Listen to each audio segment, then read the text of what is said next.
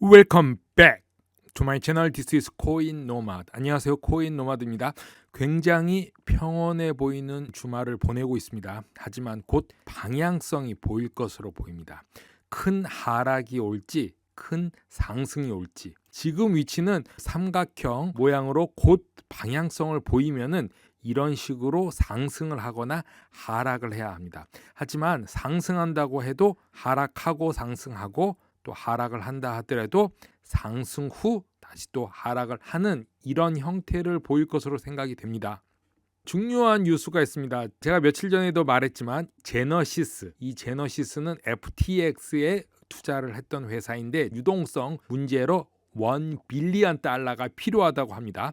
월요일까지 이 돈이 있지 않으면은 곧 유동성 문제가 발생하는데, 그게 윙클보스 형제가 있는 제미니 거래소가 큰 타격을 입고 아마 지급 정지, 파산할 것으로 생각되기도 합니다. 굉장히 조심하셔야 합니다.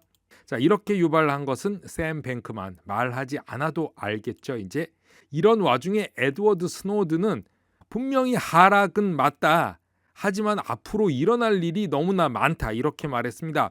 카포도 13,000, 14,000까지 올 것이고 더 밑으로 올 것이다. 왜냐하면 아직 항복을 하지 않았기 때문이다, 이렇게 말하고 있습니다. 가장 중요한 것은 카산드라 피시, 마이클 버리는 사람들에게 내가 얼마나 숏을 많이 쳤는지, 엄청난 양을 쳤는지 당신들은 모를 거다. 어마어마한 양의 숏을 쳤다고 합니다. 우리가 상상하지 못할 만큼이라고 합니다.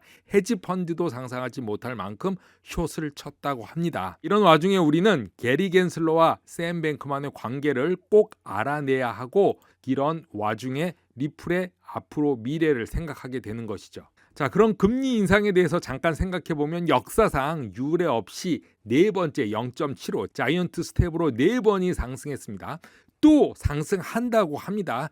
인하가 없다고 합니다. 금리가 인상이 되면 우리가 투자한 코인, 주식, 이것뿐만 아니라 부동산이 큰 타격을 받습니다. 코인, 주식은 우리의 모든 지식과 전략을 쏟아 넣어 투자를 하지만 사실 부동산 소유는 인생이 좌우합니다. 부동산이 한번 하락기에 들어가면 우리가 모은 5년, 10년, 20년 돈이 그냥 사라질 수도 있는 것이죠. 최근 한국, 서울, 경기, 송도 반값 아파트가 이야기가 나오고 있는데, 물론 최고점을 따지기 때문에 비트코인 최고 대비 알트코인 80% 하락했다, 이런 이야기들처럼 반값 아파트의 이야기도 충분히 이야기될 수 있고 실현 가능성한 일이고, 이제는 일본처럼 따라갈 수도 있다는 이야기입니다. 물론 금리 인상이라는 절대적인 전제가 있기 때문에 가능한 것이고, 금리 인상 뒤에는 미 연준이 있다는 것을 기억해야 합니다. 그렇기 때문에 우리 아파트도 코인도 주식도 다 파월의 입을 주시하지 않을 수밖에 없는 얘기죠.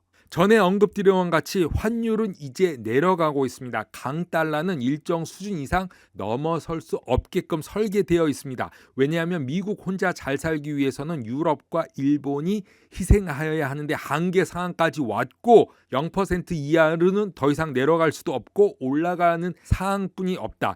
밀어붙일 수 있는 데까지 밀어붙였기 때문에 더 이상 강달러는 존재할 수 없다는 거죠. 그런데 더 무서운 것은 말씀드렸다시피 강달러에서 약달러로 전환되고 인플레이션이 멈추지 않는다면 이제 더 무서운 재앙만이 남았다는 것입니다.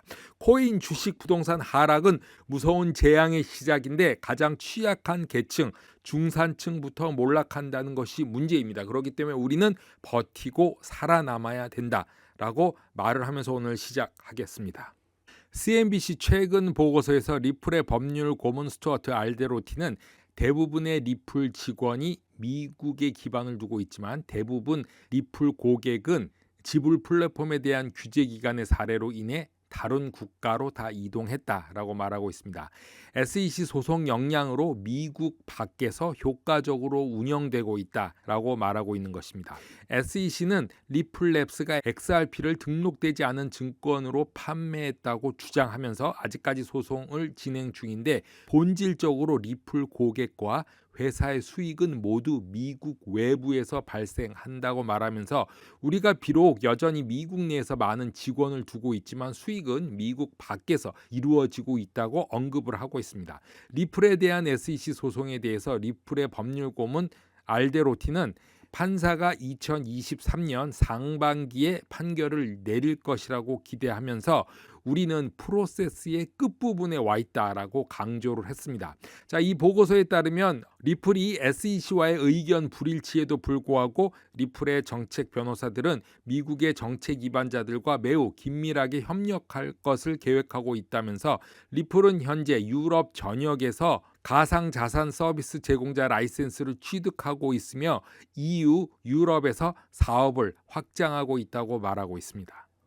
미국 하원 금융위원회는 FTX 파산을 조사하기 위해서 다음 달 12월 청문회를 열 계획이라고 하는데 샘 뱅크만의 FTX 붕괴를 다룬 영화가 나올 예정이라고 합니다. 사랑과 배신, 탐욕을 다룬 다큐멘터리로 추정되는데 오스카상 후보에 오른 데이비드 다그 감독은 논픽션 엔터테인먼트 스튜디오인 XTR에서 다큐멘터리 영화가 이미 제작 중인 걸로 알려져 있습니다. 다그는 이미 바하마에서 영화 작업을 하고 있다고 말하고 이 프로젝트를 주도하고 있다고 보도했습니다. 다큐멘터리 총괄 프로듀스 저스킨 라콥은 FTX의 파열은 월스트리트 벳이 팬데믹 기간 동안 주식시장에 혼란을 빠뜨린 이후 가장 충격적인 금융 이야기이며 암호화폐 세계의 주요 결함들을 나타냈다고 말했습니다.